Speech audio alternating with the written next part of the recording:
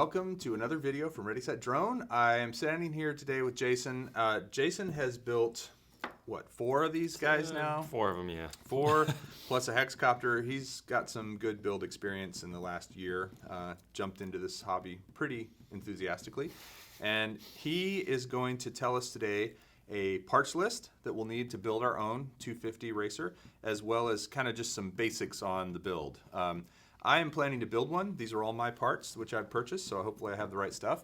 And so I'm going to document that in a separate video, so you'll get to see me screwing things up and messing up solders and melting the wrong things. Burning your fingers. Yeah, blowing up batteries, all that stuff.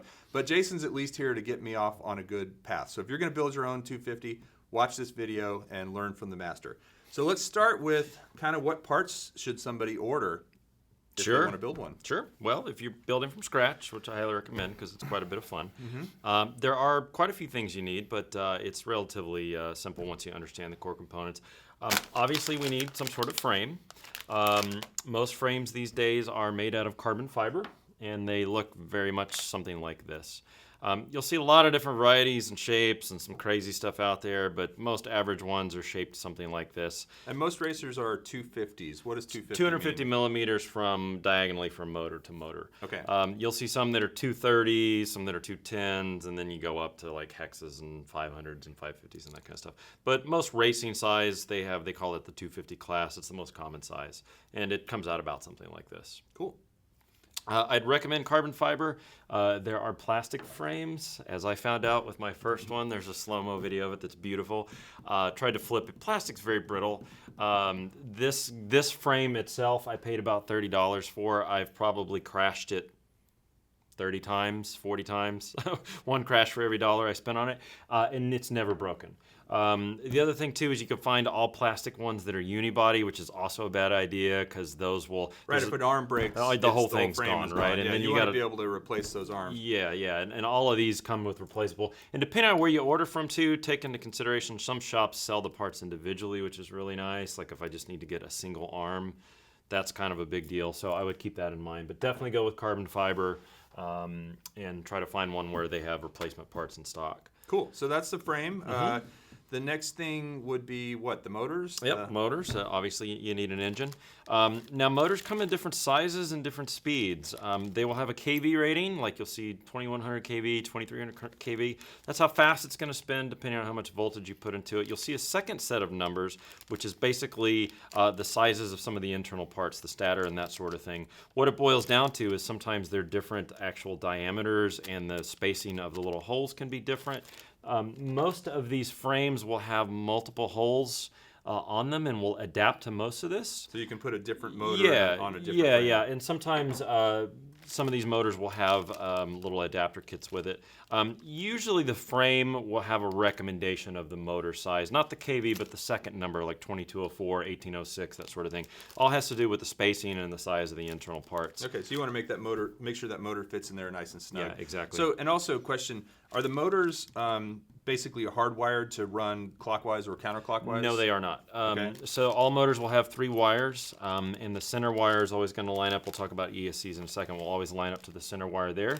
The other 2 wires are reversible. Okay. So you can either reverse them that way. Some flight controllers are fancy, and you can actually reverse the motors in software, which is cool too. Yeah. But typically what I do is I always wire up the center wire, and then I will just use like some alligator clips and check which other 2 wires I need to hook up. Spinning. Yeah, and test it real quick, and then solder it all together. And just as a build point, does it matter as long as diagonally you want the 2 diagonals to be the same, right? So the 2 diagonals do clockwise and the other 2 diagonals do counterclockwise. Depends on flight controller too. Sometimes they're a little bit different, but as far as which one starts clockwise. But okay, so it can matter to the flight controller. Yeah. And if you get that wrong, it's not going to fly. Yeah, well, it'll do something. It's not going to go up. Your flight controller will come with instructions on the motor directions, and generally it's the topmost left one will spin clockwise, and then you just alternate as you go around the craft. But I have seen a little different with Quadcopters. It's obviously very different. There's different configurations configurations you can put them in. So you have to consult the manual. So as you're wiring them up, the first thing you want to do is make sure you've read the instructions for your flight controller and make sure you have the motor directions done correctly. RTFM. Yeah, exactly. Okay, so so that's motors, that's frame. What about these elusive things called the ESCs? Yes, the escape keys. These are electronic speed controllers. Now these have 3 connections on them. One end actually wires up and solders up into your motors. The other end actually solders into your power. We'll talk about the power distribution here in a second, but you've got 2 wires that go to your power. The third one actually go to the outputs on your flight controller. And so essentially these sort of act as your governor. These are taking power and power from the board and signals from your flight controller and controlling the outputs to the motor. And this is what makes it go. This is your transmission, your governor, whatever you want to call it, right? This is where the magic sauce is. They will have ratings as far as how much amperage that they can handle. Generally for these size quads, like a 12 to 15 amp is ideal. They get larger as they go up, so if you throw a 20 or 30 amp on there, it's gonna be a big, ugly, bulky build and overkill. Yep. Some of these will be rated for 12, and sometimes you can push them a little bit higher. What is that one there? These are rated at 12 amps, but Okay. they're nice and small, so they're going to come out nice and clean when you put them in the build. These are the ESCs, right? Yeah. And you can sometimes put them inside the craft, that as I've done with this one. Sometimes you can put them, most people put them on the arms, but you can also put them inside the craft. You probably don't ever want to stack them. They do get hot, and they do need a little bit of airflow. That's why it's Well, really... it kind of makes sense that each ESC would go out towards its motor. Yeah, and that's why it's kind of popular, because it gets lots of airflow out there. It's a little easier when you're putting it together. One of the trickiest pieces is doing a really nice clean, I didn't do a fantastic job here, is doing a nice clean solder between them. They wind up being very close together, your motors and the wires for the ESC. This one was nice because I put the ESCs in here, and so that gave me a little bit of room. And sometimes people will put mesh wrapping around. It makes it look really nice. That's the tricky part. You don't want a lot of bulky wires in there, so you wind up trimming your motors down quite a bit. And stripping the ends of the wires to get a nice clean solder. So you need a wire stripper. Oh yeah, definitely. Soldering iron. You can do it with a pair of scissors if you're crafty, but it's Speaking of harder. solder, I know there's different types of solder. Is there a particular type? Is it just the generic wiring electrical solder? Yeah, that's Okay. pretty much what I always get. I mean, Get it at Home Depot or whatever. Yeah. Okay. So let's talk a second about props. Obviously you need 4 propellers, 2 clockwise, 2 counterclockwise. Yep. I know there are different numbers that there'll be like 645 Sure. or 530. What do those numbers mean on a prop? Absolutely. So the first part of that number is the length of the prop. So a 5.0 is a 5-inch, 6.0 is a 6-inch. Okay. Generally on 250s, you can use 5 or 6. It really depends on how the build comes out. Like this guy here, the arms are actually a little bit tighter in. So yeah, you can see you couldn't fit any more on there. 6-inch would be a stretch on And this these are guy. 5s? Yeah, those are definitely These are, 5s. what do they say, 5? These are 54. 50/40s. 50/40s, yeah. So again, it depends on the frame. Will also usually tell you whether it'll accept a 5 or 6-inch prop. Most people go with 5-inch props. These are another variable you can just have fun with and tweak. They have different properties, obviously. The pitch, which we'll talk about in a second, but the length all affect the amount of thrust and the load it's going to put on the motor. So you can generally play around with that. Smaller props generally will spin faster, obviously, because they're lighter and they have to work less hard. So that's a consideration. If I want large props, I'm going to be putting some strain on my motor and that sort of thing. So it's just a consideration. The second 2 numbers are the pitch of the props, and when I mean pitch, I mean the actual angle of the props Usually themselves. 35 or 40 or 45 or 50. You see 30s, 40s, 45s. I don't know if I've ever seen a 35. And it's inches, so it's a 3-inch pitch or a 4-inch or a 4.5-inch. It's really about the angle of it, and also this affects the flight properties. Something that's angled more steeply is going to move more air. Okay. And will go faster, which more in turn aggressive. is more aggressive, exactly. So as a beginner, you probably want to start with 50/30s. Yeah, 50/30s or 60/30s are a great starting most point. common, Gem Fan is the most common manufacturer. They're pretty inexpensive, a couple bucks for a set. The last thing you'll see on there is a letter. You'll see an R or an L, or sometimes just an R and no L. This has to do with whether it's what's called a pusher or a puller. And this is the direction that it's going to spin and which way it's going to push the air. An R is a pusher, and the easy way to remember it is it turns right, it turns clockwise, and it's going to push air down. A L or just missing is going to be a puller. It's going to spin the opposite turns direction. left. Yeah, exactly, Okay. exactly.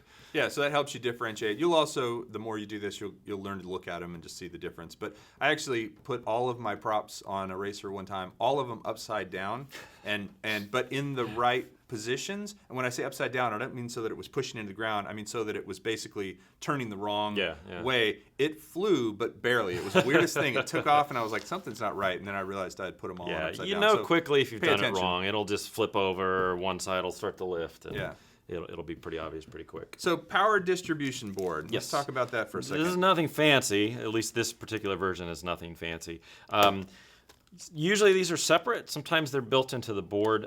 All this is there for is to take the incoming current from your battery and give you some nice solder points to be able to send it to other things. You wind up soldering on at least 4 other things, your ESCs, but typically you want to solder on maybe additional wires for LEDs if you want to look cool, or if you have a camera and that sort of thing. So in this case, this has that, what'd you call it, It's a a Dean Dean's connector? connector, yeah, So, which is, you won't be using that. I'll have to solder an XT60 XT60, onto this so that it'll fit onto the Yes, battery. yep, Okay. yep. But this is basically where the power is Yeah, going to come and it's from. just designed as a convenience. I mean, theoretically, you could actually wire up everything in one giant glob of solder to the end of your battery, but that's ugly. And you get these little boards because typically what you can do is you can sort of put them in between 2 pieces of your frame. You can see here, most of these frames have 2 pieces on the bottom. So typically these can go sort of sandwiched in between there, and you can run your wires out from them. Some frames are fancier and have that sort of thing built in. This is a Red Rotor Strider frame. It actually has all those electronics and everything and more built into the frame, so I don't need a power distribution board. This one's nice. It's got on-screen display, a buzzer, all sorts of cool stuff. They do tend to be more expensive. Yeah, and just, you know, as a point of thought, if you're going to build your own, I had actually started off, I was going to buy that same thing because I usually copy what Jason does. But then I thought, well, you know what, I should probably start with something pretty cheap. And so this is actually a pretty cheap frame. Yeah. Build it first, you know, make all my Definitely. mistakes, Oh, yeah. crash the thing. It's not, I'm not a bad pilot. I can fly the thing. It's more the build that I'm concerned about. So I started off with Yes. something cheap. So that's my recommendation. Start off with something easy. Yeah, this frame I got from a place in San Antonio, and it was $30. Yeah. And they sold the pieces individually, and I bought 2 when I ordered it. I'm like, at that price, I know I'm going to crash it. I know things are going to go horribly wrong. I wouldn't go all out until you're a lot more comfortable about Right. how you crash, right? So yeah, that's a good bit of advice. So flight controller. Let's talk about that. Yes, the engine, the brains. That's the Brains, important yeah. one, right? So obviously all these have to have some sort of flight controller to run. They wind up being a little tiny circuit board that looks something similar to this, with a bunch of connectors on it. Now, which kind is that? This is the CC3D. CC3D. Okay. There are 2 very popular brands. CC3D is actually a more controlled brand, and it uses a software called OpenPilot for its firmware and the software used to manage it. All of these boards wind up doing the same thing, right? They have inputs and outputs. They have a little microcontroller in them. They have a 6-axis accelerometer. Some of the fancier ones will have a compass or a barometer if you want to try to check your altitude and that sort of thing. Some of them have GPS, like have connectors if you want to put a GPS on there. Most people don't do all that stuff with these 250s. I mean, you put these things because you want to fly them with goggles and, you know, look awesome. And you don't need all that stuff. You don't really care about it. That's usually when you get into much bigger ones and you want to do something fun like autonomous and know exactly where you are. Okay. So generally, you know, you can go with kind of the lower end. They'll typically offer 2 versions of these. Was that running about $40? $40 to $70. The other big one you'll see a lot of is what's called a Naze 32, and that's really the type of microcontroller that's in it. But there are different versions of that. So there's like knockoffs of it and different brands. And that's made by DJI? No. Naze 32. There's different vendors that make it. Oh, they make the NASA? Yeah, exactly. And so the differences are in the software that you use to manage it. There's different camps. Like some people like one better than the other. We can go into a more detailed discussion on that later. They both do the same thing. I've flown and used both, and they both work about the same. Okay. Typically, the Naze 32 ones are a little easier to get started with. You can get them a little cheaper, and the software is just something that runs in your Chrome browser. It's a little easier, a little more intuitive. Okay. So I'd probably recommend that, but they're both very good boards. Okay. So I picked I picked the harder one to work with. But it's worth it. Okay. And you've got a little case with it. Sometimes they come with a little hard case. Yep. These guys wind up trying to go somewhere usually in the center of your build. Sometimes, like with a case, you can just stick it down with some 3M sticky tape. Sometimes they have little plastic mounts where you can actually mount it to little holes in the board and that sort of thing. But generally, you want it in the center of the board, because it does have that accelerometer, and you kind of want it, in the middle of what's going on. Even. Yeah. All right, so flight controller. We talked in our last video about LiPo batteries, Yep. and obviously 3S is probably the way to start. 3S is a good conservative way to start. With the XT60 connector on the end and the balance charger. Yep. If you want to go crazy and eventually do 4S, just take that into consideration in the parts you're buying. Do a little research and see if they've been rated for it. A 4S is going to fly faster. It's a lot more fun. It's also scary, Yeah. so Start with the 3S. Start with the 3S. Plus the 3S batteries are really common and cheap. Exactly.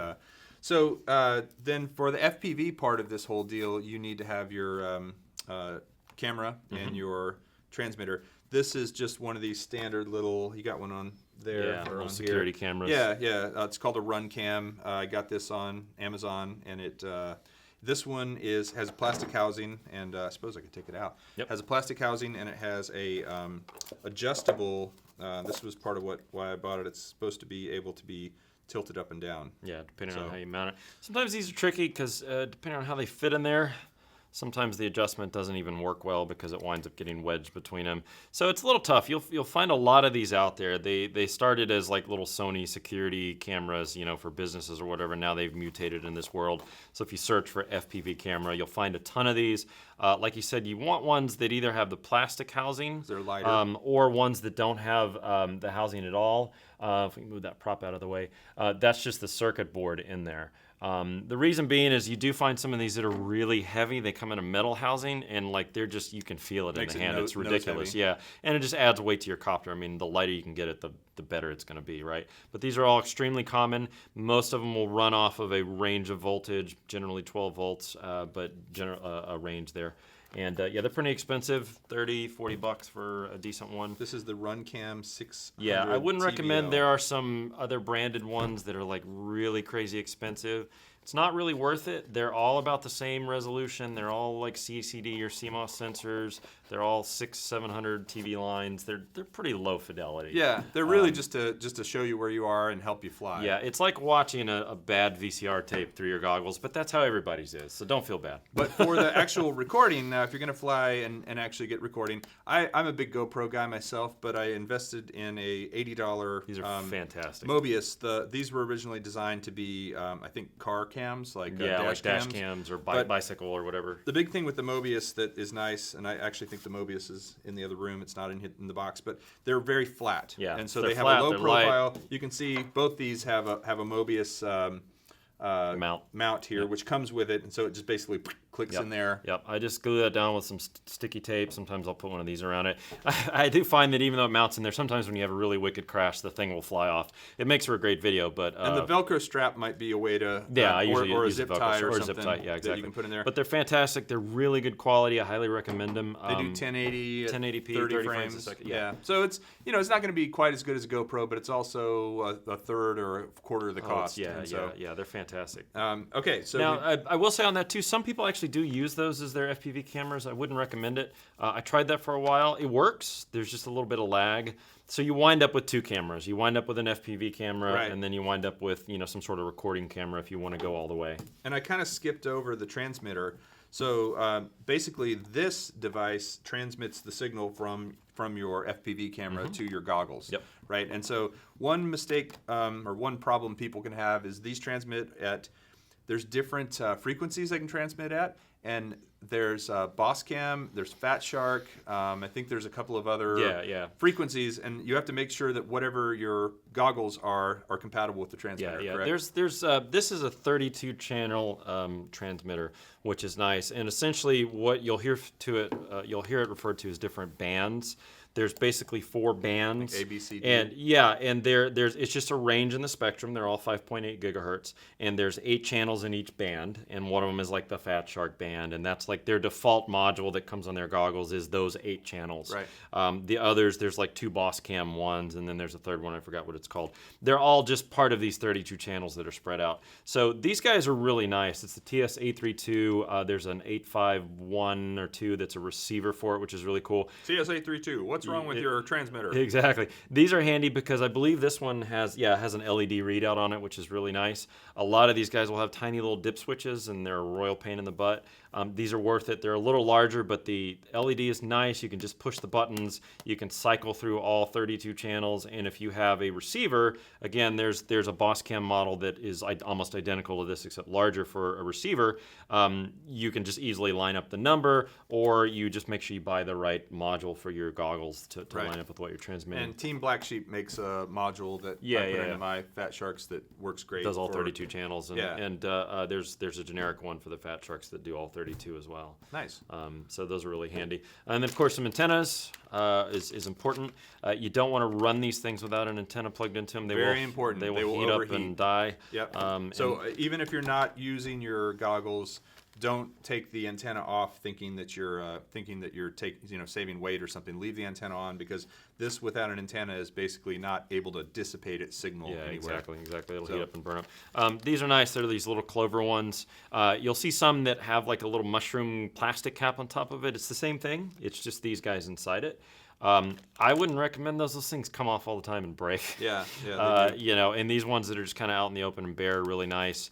You can do some neat things with it. You can do a right angle, and you can put it on the back of the model like I have here. You can also get an extension and maybe have it sticking up from the top if you want to go. And by the way, Jason, these are for you. Oh, because you stole all mine. Because I have broken lots of every antennas. time. Hey, you got an antenna? so I have it here on camera that I've repaid. It's documented. Thank you, sir. So last thing that I think is absolutely essential, and we'll get into the non-essential. Obviously, you need a radio, a transmitter, controller kind of thing, and then you need to find the appropriate receiver for that. So Spectrum, I happen to have this Spectrum DX6, and it is decent little radio. Those are nice. And the Spectrum receiver is right here. I'm a little confused. The bind plug, I believe, is what you use when you first bind the tube. Yeah, it's just a jumper. And then you pull the bind plug out, and then you don't need it anymore once they're bound. Yeah, right? you jumper 3 of these pins, and that's all that's for. Some other receivers will have a little button you hold down to bind it. It just depends on the model. Okay. So tell me about wiring up the radio receiver to the flight controller. The flight controller will either, the CC3D has actually a special cable that has a single connector, and it breaks out into 8 different servo connectors. Some of the NACE32 boards have the same thing, or sometimes they just have pinouts that just wire up 1-to-1. So you would have one for each motor, which essentially will be a channel 1 through 4, and then you'll have a 5th channel usually for flight mode, so you can rig up a switch over here and switch between you do that in the software. Crazy and non-crazy, exactly. Okay. Some of these do support, depending on your receiver and that you're using, what's called PPM, which is a different type of sort of protocol that these things use to communicate. And in that case, you actually don't need more than one wire. You can actually wire everything up through one wire, and it does all channels over that single wire. Okay. Yeah, it's really, really cool. So I don't believe a lot of Spectrums do support PPM. There's like adapters that allow them to. But that's something kind of cool to take into consideration too, because then it makes your wires a little bit cleaner. You can hook up the one wire, just snip all the other ones, and you do everything over a single wire. How do you know which one of these connectors goes with which one of these goes into which one? It will be it'll be probably color coded in the manual, but you can actually look at, in the case of the CC3D, you can look at the little connector it's got here, and it's kind of from left to right. So I think usually it starts with like a red wire, a red, black, and white on the left-hand side, and that's like channel 1 with power, and channel 2 and 3 and 4 and 5.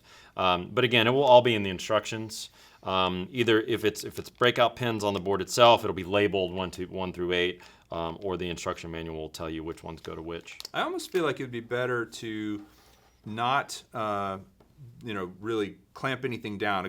Put the motors together, put the bottom of the frame together, but then get everything plugged in and tested before you do any shrink wrapping or taping or. Yeah, I wait to zip tie everything until I'm all sure it's working. Because I've made that mistake many times. I've shrink wrapped or heat wrapped and zipped, great. And then one motor doesn't work. Right, and it's just like, oh god. That's definitely good advice. Okay. But that's the last piece, and then you put on the top and clean it up, zip tie it, and the rest is just testing. Yeah, and then I guess you want to make sure that your center weight is kind of centered. Much as possible. Yeah, so, yeah. So you see some boards that will actually have their batteries mounted way back here. Yeah. It still works. My helipal's like yeah, that. but you ideally it should be leveled out as far as the weight's concerned. So most people fly with their batteries on top. But in general, the more stuff you can put inside the frame, the better, because you are going to crash a lot. And my Mobius used to fly off all the time, but it's never broke. And your battery is going to take a beating regardless. So it's just something you have to get used to. Awesome. Well, if you have questions or comments about building your own, please leave them in the comment section. Please be sure to visit ReadySetDrone.com. We have some cool t-shirts. We have some cool merch. We're trying to put more and more content up all the time. Be happy to put up your content if you want to send it to us. And definitely subscribe to our channel, the one you're watching right now. Jason, this is great. I am planning to document this whole thing and probably lots of Skype calls. Probably and, borrow some more antennas. Yeah. Well, no. I'm good. Look, I gave you back your antenna, right? Ultimately, though, I think it's going to be a lot of fun to build this thing and actually be able to fly one that I built. I have a helipal right now. It's great, but pretty much I cheated, right? It came straight out of the rewarding. box. It's fun to build it yourself. Yeah, and have a little bit of fun with this. So again, thanks for watching. Hope you enjoyed it, and we'll see you in the next video. Thanks.